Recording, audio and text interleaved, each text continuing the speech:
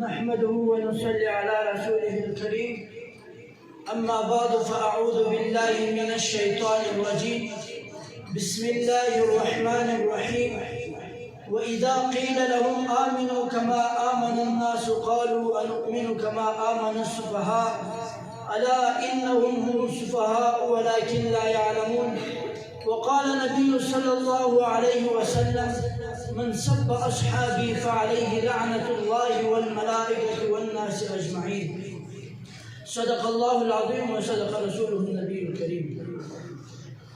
علم و حکمت کے مینارے صحابہ، علم و حکمت کے مینارے صحابہ، زہد و تقوی کے استعارے صحابہ، نبوت کی جہد مسلسل کے شکارے صحابہ، نبوت کی جہد مسلسل کے شکارے صحابہ، آقا کو کل جہان سے پیارے صحابہ. انتہائی واجب الاحترام قابل صدر علماء اکرام و طلباء عظام، منصب انصاف پر بیٹھے ہوئے منصفین عظام، السلام علیکم ورحمۃ اللہ وبرکاتہ. سامعین دی وقار، قرب قیامت کی نشانیوں میں سے ایک بڑی نشانی یہ ہے کہ لوگ اپنے بڑوں پر لعن طعن کریں گے اور ان کو برا بلا کہیں گے، دین کم ہوتا جائے گا، شرک و بدعت، فسق و فساد بڑھتا جائے گا، معظم اور مکرم لوگوں پر تبرع اور گرم گلوچ بھی بڑھتا جائے گا. اور آج یہ سب کچھ اس لیے کیا جا رہا ہے کہ لوگ دین والا راستہ چھوڑ جائے، اپنے بڑوں اور برگزیدہ ہستیوں کا دامن چھوڑ جائے، موجودہ لوگوں کو گزرے لوگوں سے توڑنے کے لیے اور ان سے تعلق ختم کرنے کے لیے گندی اور غلیظ زبانیں استعمال کی جانے لگی ہے. مگر یہ ایک حقیقت ہے کہ جن لوگوں کی انتہا محنت، جدوجہد، خلوص و قربانیوں کے صدقے آج ہمیں دین کا ایک ایک رکن صحیح سلامت ملا ہے، ان سے ہمارا تعلق وہ اسلامی رشتہ کبھی کسی صورت ٹوٹ نہیں سکتا. اگر ہمیں محمد نبی صلی اللہ علیہ وسلم والا اصلی اور پورا دین چاہیے تو پھر اپنا سب کچھ قربان کر کے بھی ان مقدس اور برگزیدہ ہستیوں کی غلامی اور چوکیداری کرنی پڑے گی.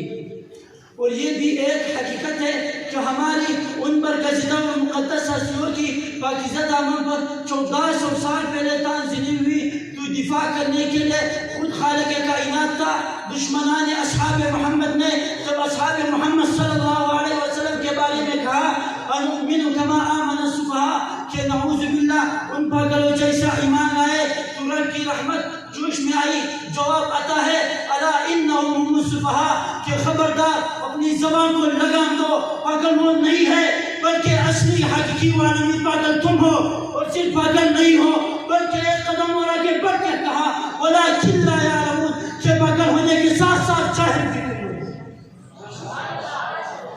صاحبان محفل، ہر معاملے میں برابری ہوتی ہے.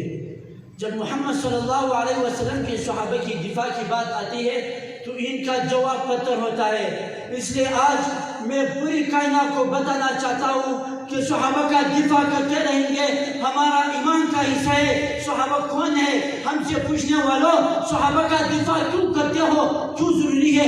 میں نے کہا کوئی سونے کا دفاع کرتا ہے، کوئی چاندی کا دفاع کرتا ہے، کوئی ملک کا دفاع کرتا ہے، کوئی مکان کا دفاع کرتا ہے.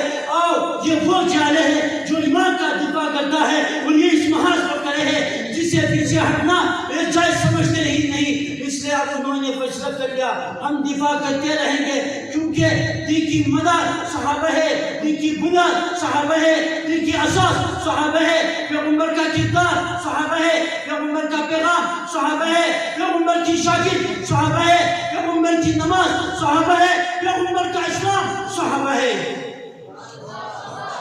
متلاشیان حق در حقیقت ایسی عظمتوں والی جماعت ہے جن کی مقام و مرتبے کو رب کائنات نے قرآن پاک میں بہت سے مقامات پر بیان فرمایا.